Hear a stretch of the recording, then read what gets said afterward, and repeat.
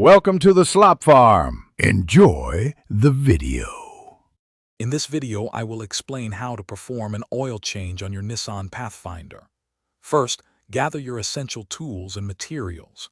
You will need a 14mm wrench for the drain plug, an oil filter wrench, a drain pan, and a funnel. Make sure to have 5 quarts of new 0W20 synthetic engine oil and a new oil filter ready.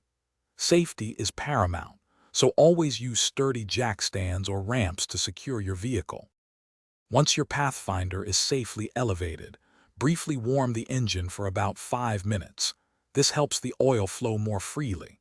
Now, locate the oil drain plug on the bottom of the oil pan. Position your drain pan directly under the plug to collect the used oil. Using your 14mm wrench, carefully loosen and remove the drain plug, letting all the old oil drain completely into the pan. After the oil has fully drained, remove the old oil filter using your oil filter wrench. Before installing the new filter, apply a thin film of fresh oil to its rubber gasket for a proper seal. Thread the new filter on by hand until snug, then tighten it an additional 3/4 of a turn.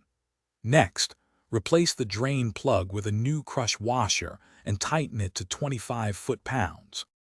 Now it's time to add the fresh oil. Using a funnel, pour approximately 5 quarts of the new 0W20 synthetic oil into the engine through the oil fill cap.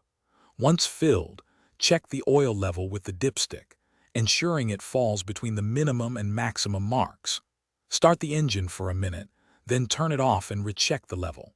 Finally, remember to properly dispose of your used oil at an approved recycling facility. Thanks for watching. Consider subscribing if we helped you today.